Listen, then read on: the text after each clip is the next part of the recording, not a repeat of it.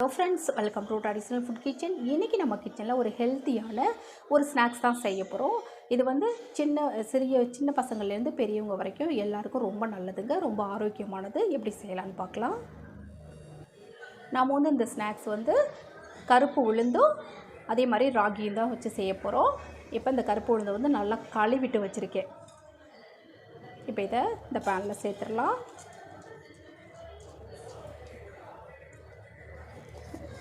ராகியும் நல்லா கழுவிட்டு வச்சுருக்கேன். அதே மாதிரி கருப்பு உளுந்தையும் நல்லா கழுவிட்டு வச்சுருக்கேன். 1 கப் அளவு நான் கருப்பு உளுந்து சேர்த்துருக்கேன். இப்போ இதை வந்து நல்லா மீடியம் ஃப்ளேமில் வச்சு நல்லா வறுத்து விட்டுக்கோங்க. நல்லா நம்ம சாப்பிட்டு பார்த்தோம் அப்படின்னா நல்லா குறப்பாக நல்லா சாப்பிட முடியும். அந்தளவுக்கு நல்லா வறுத்து விட்டுருங்க.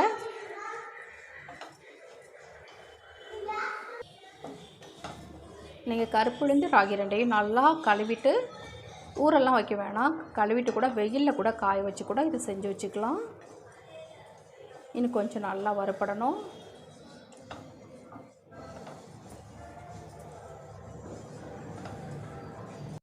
இப்படி நல்லா வறுத்து விட்டுருங்க. பாருங்கள், நல்லா கமன்னு வாசனை வந்துருச்சு. இந்த மாதிரி கொஞ்சம் கலரும் உங்களுக்கு மாறிடும். நீங்கள் சாப்பிட்டு பார்த்தாலே தெரியும். ஏன்னா திரும்ப வந்து நம்ம இதை வந்து வேக வைக்க போகிறதெல்லாம் கிடையாது, அப்படியே டைரெக்டாக தான் நம்ம செய்ய போகிறோம். அதனால் நல்லா வறுத்து விட்டுருங்க. இப்போ இந்தளவுக்கு நல்லா வறுத்து விட்டுட்டேன். இப்போ இதை அப்படியே ஒரு பிளேட்டில் கொட்டி ஆற விட்டுறலாம்.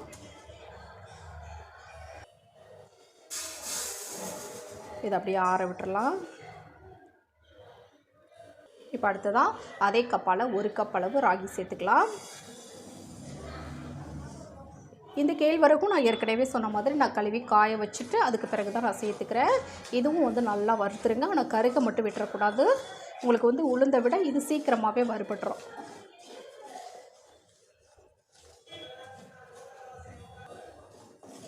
மீடியம் ஃப்ளேமில் வச்சு தான் நம்ம வந்து நல்லா இதை வறுத்து எடுத்துக்கணும். இல்லைன்னா சீக்கிரமாக நம்ம வந்து கருகிடும்.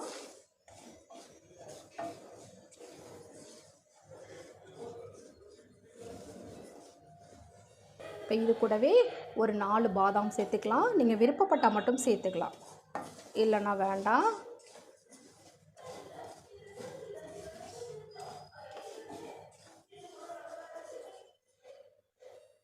அடுத்ததாக இது கூடவே 2 ஏலக்காவும் சேர்த்துக்கலாம்.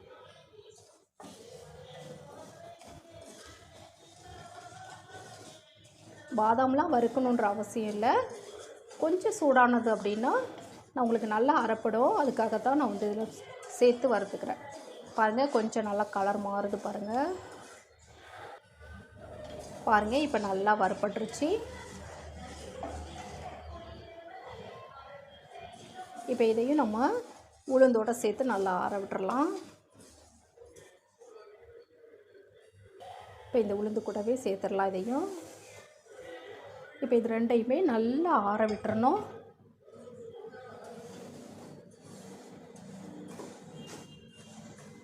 இப்போ இது அப்படியே நல்லா ஆறட்டும். நல்லா ஆறிடுச்சு. இப்போ இதை அப்படியே ஒரு மிக்ஸி ஜாருக்கு மாற்றிக்கலாம்.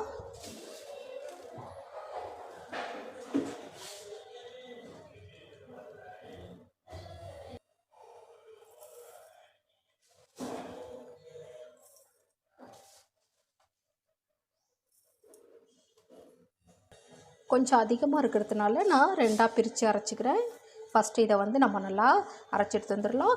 ரொம்ப பவுடராகவும் இருக்கக்கூடாது, ரொம்ப குறப்பாகவும் இருக்கக்கூடாது. ஓரளவுக்கு நம்ம ரவை இருக்கும் இல்லையா, அந்த மாதிரி அரைச்சிக்கிட்டோம்னா நமக்கு வந்து நல்லா உருண்டை பிடிக்கிறதுக்கு ஈஸியாக இருக்கும். இப்போ நம்ம அரைச்சிட்டு வந்ததை அப்படியே ஒரு பாத்திரத்தில் சேர்த்துடலாம். பாருங்கள், இந்த மாதிரி கொஞ்சம் குறப்பாக இப்போ இதில் சேர்த்துடலாம். இப்போ மீதம் இருக்கிறதையும் மீதம் இருக்க அந்த உளுந்து ராகியையும் இதில் சேர்த்துடலாம். இப்போ இது கூடவே 1 கப் அளவு நாட்டு சக்கரை சேர்க்குறேன். நீங்கள் வந்து வெள்ளை சுகர் சேர்க்காதீங்க, நாட்டு சக்கரையை சேர்த்துக்கோங்க. நம்ம 1 கப்லேருந்து 1.5 கப்பு அல்லது 1.25 கப்பு வரைக்கும் நம்ம சேர்த்துக்கலாம். நான் 1.25 கப் அளவு நாட்டு சக்கரை சேர்த்துருக்கேன்.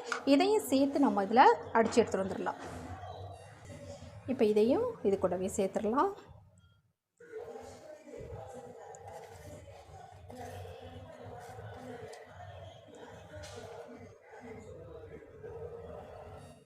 இப்போ அடுத்ததாக ஒரு 2 டேபிள் ஸ்பூன் நெய் வந்து நல்லா உருக்கிட்டு வச்சுருக்கேன். இப்போ அதை சேர்த்துடலாம்.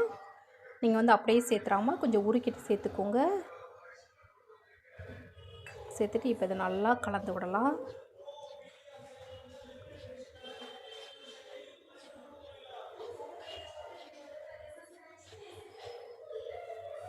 இப்போ இது நல்லா பிசைஞ்சு விடணும். கொஞ்சம் கொஞ்சமாக நெய் சேர்த்து நல்லா பிசைஞ்சு விடுங்க.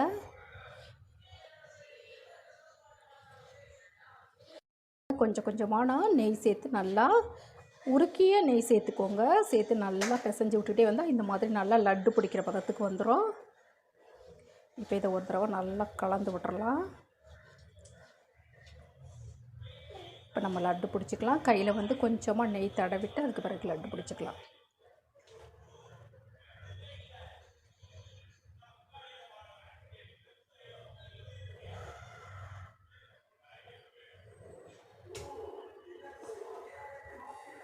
கொஞ்சம் நல்லா அழுத்தி நல்லா பிடிச்சிக்கலாம்.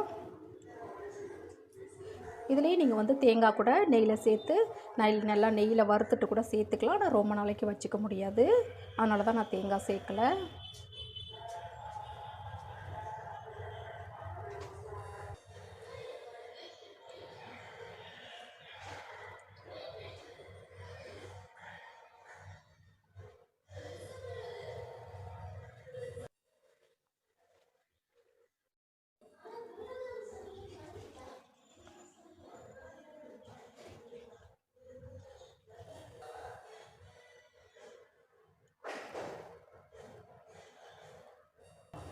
பாருங்கள், ஒரு ஹெல்த்தியான ஸ்நாக்ஸ் லட்டு ரெடி ஆகிடுச்சுங்க. இது வந்து குழந்தைங்களுக்கு இந்த மாதிரி நீங்கள் ஸ்கூலுக்கு வந்து ஸ்நாக்ஸ் பாக்ஸுக்கு செஞ்சு கொடுக்கலாம். ரொம்ப ரொம்ப ஹெல்த்து. இது சின்னவங்கலேருந்து பெரியவங்க வரைக்கும் நல்லா சாப்பிட்லாங்க. ரொம்ப ரொம்ப ஆரோக்கியம், எலும்புக்கு ரொம்ப நல்லது. இந்த மாதிரி நம்ம செஞ்சு சாப்பிட்டோம் அப்படின்னா கண்டிப்பாக இடுப்பு வலி எல்லாமே குறைய ஆரம்பிச்சிடும். நான் செய்த இந்த ஹெல்த்தி ஸ்வீட் உங்களுக்கு பிடிச்சிருந்ததுன்னா மறக்காமல் உங்கள் ஃப்ரெண்ட்ஸ் ரிலேட்டிவ்ஸ் எல்லாேருக்கும் ஷேர் பண்ணுங்கள், லைக் பண்ணுங்கள். நம்ம சேனலை மறக்காமல் சப்ஸ்கிரைப் பண்ணி சப்போர்ட் பண்ணுங்கள் ஃப்ரெண்ட்ஸ். ரொம்ப ரொம்ப டேஸ்டியாகவும் இருக்கும். இந்த மாதிரி ட்ரை பண்ணி பாருங்கள். தேங்க்யூ.